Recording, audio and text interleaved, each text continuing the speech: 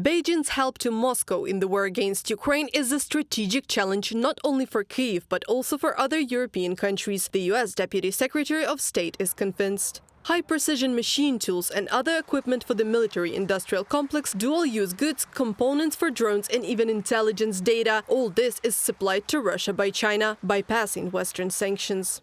I do want to underscore that what we've seen from China to Russia is not a one-off or a couple of rogue firms involved in supporting Russia. This is a sustained, comprehensive effort that is backed up by the leadership of China, that is designed to give Russia every support behind the scenes that will allow them to reconstitute elements of their military force, their long-range missiles, their UAVs, some of their capacities to track movements on the battlefield, long-range artillery and the like. Kurt Campbell, United States Deputy Secretary of State, in an interview with Politico. At the same time, Beijing, compared to Russia's other partners, is playing in the gray. China is not ready to jeopardize its trade and diplomatic ties with the Western world, whether, for example, North Korea does not hide its complicity with Moscow. Pyongyang was one of the few to recognize the annexation of Crimea by Russia in 2014, and after, in 2022, other Ukrainian territories occupied by Russia. According to the South Korean Ministry of Defense, since autumn of 2023, Pyongyang has transferred more than 6,500 containers of ammunition to Moscow. Each of those could transport approximately 3 million of 152mm artillery shells or up to 500,000 of 122 rockets for Grad launchers.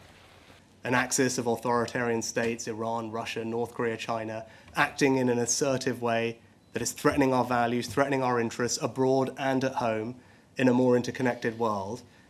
And what are we doing to meet that threat? We've made the generational decision to strengthen our national defense and increase defense spending to a new standard.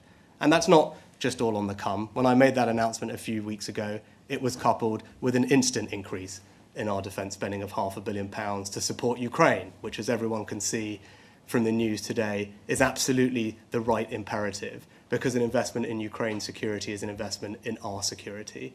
We have peace through strength.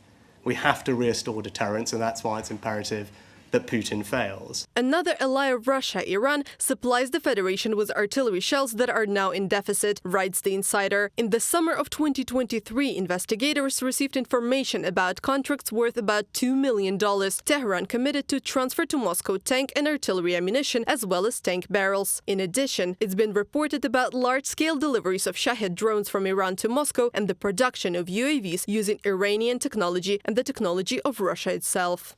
According to the agreements reached in 2022, known from the Alabuga documents leaked by hackers, Iran pledged to supply 6,000 sets for assembling the Shaheds with 2.5 years. Russian-made drones have changed. They began to install Cometa M antennas to combat electronic warfare, replaced the warhead with a more effective one, changed the color of the body to black to complicate detection at night, and even began to install LTE modems to track the movements of drones. Mohajer 6 reconnaissance drones were also supplied in small quantities, which, however, were not widely used. From the publication by the Insider. NATO is seriously concerned about the unification of sanctioned dictatorial regimes. Secretary General Jens Stoltenberg admitted that the alliance is forced to work beyond its geographical boundaries to confront dictatorships. What we see in Europe, in Ukraine, is how Asia matters